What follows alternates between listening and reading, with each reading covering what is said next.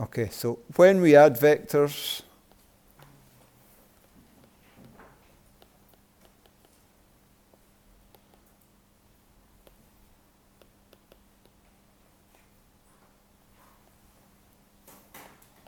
I tend to use the phrase nose to tail. I know this, the other virtual physics uses head to tail, but it's the same sort of idea. So they must be drawn nose to tail.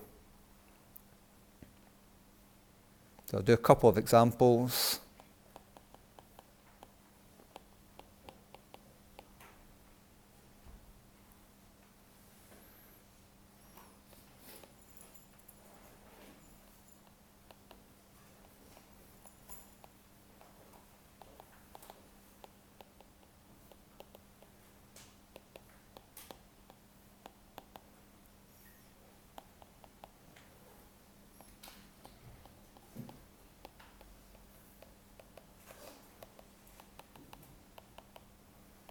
So a boat's heading upriver at 5 meters per second. The current against it is 2 meters per second. Calculate the resultant velocity.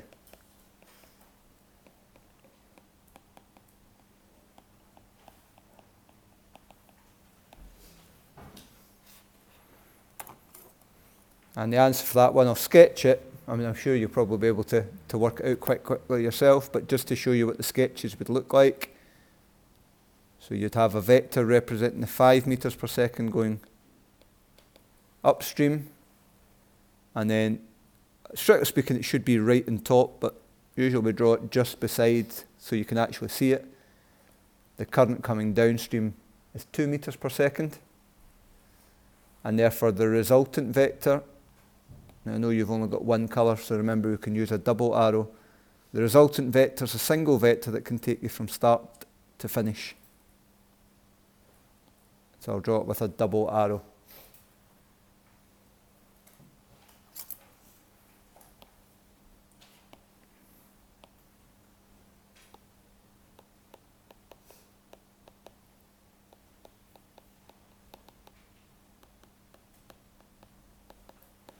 Now, we've got to specify a direction, and nowhere in this has it talked about north or south.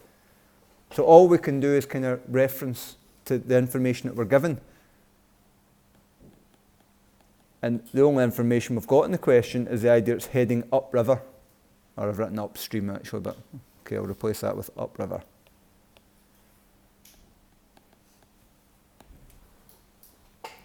Okay. Example 2. Same sort of idea. So with forces and with velocities, we can do this vector addition. So if you've got, we quite like examples involving tugboats. So if you've got a boat which is being pulled by 2 tugs, right? Tugs are small boats that are used in harbours to manoeuvre much larger boats around.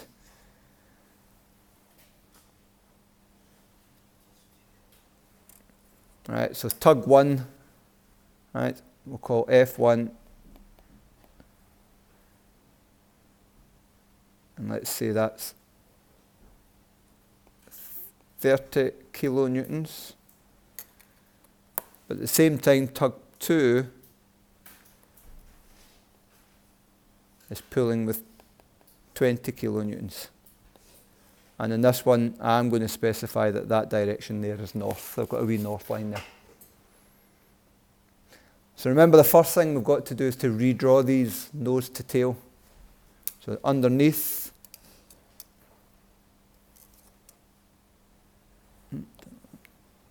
I'm going to have F1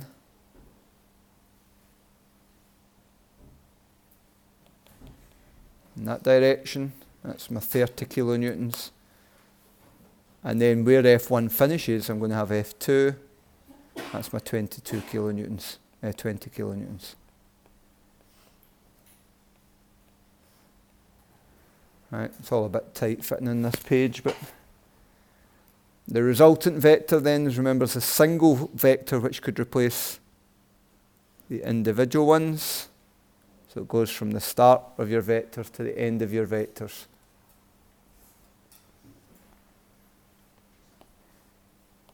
And we can calculate that quite easily using Pythagoras. Right, so first of all, for the magnitude,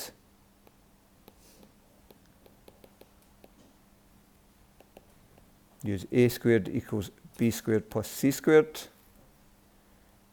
So a squared equals, and I can leave it in kilonewtons as long as I give my answer in kilonewtons. You could convert them if you want.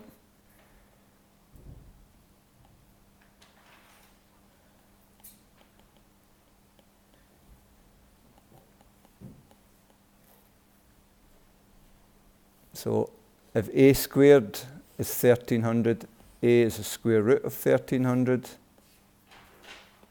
I'll get a calculator out and work that out. And we get 36 kilonewtons from that calculation. And for direction, I think I've lost the ability to spell.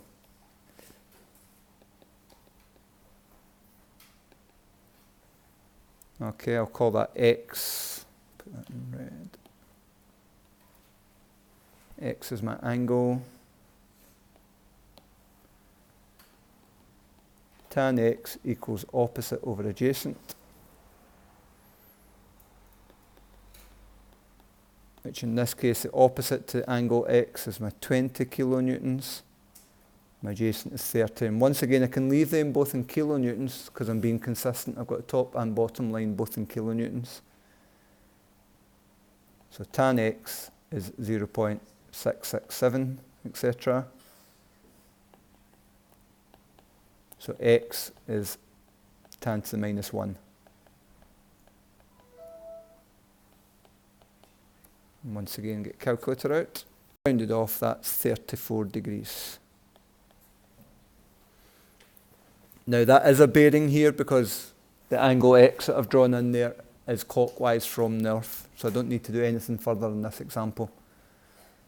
So the resultant force is 36 kilonewtons bearing 034 degrees.